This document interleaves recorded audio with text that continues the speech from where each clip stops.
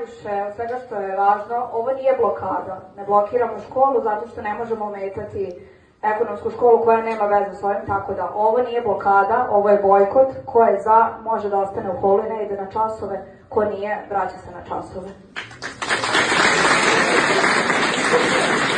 Kada branimo Tamaru, branimo svakog poštenog nastavnika, svakog učenika i svaku školu koja zaslužuje slobodu i istinu.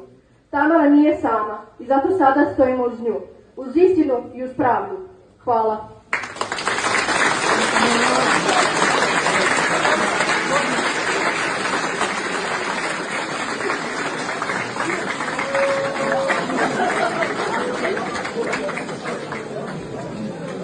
Zašto bismo menjali ono što funkcioniše?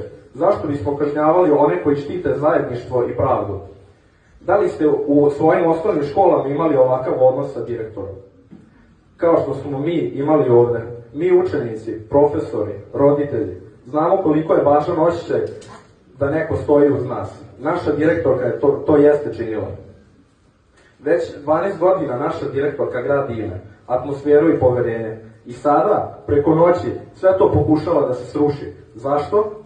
Zašto ekonomska škola nije u istoj situaciji? Zašto se mere ne primenjuju podjednako? Proces protiv naše direktorke je pokrenut kao da je učinila nešto strašno, a jedini njen prekršaj bio je to što nije okrenula leđa učenicima i profesorima. Zato pitamo, zašto nisu smenjeni svi direktori koji zaista krše zakon? Zašto se kažnjavaju oni koji brane istinu?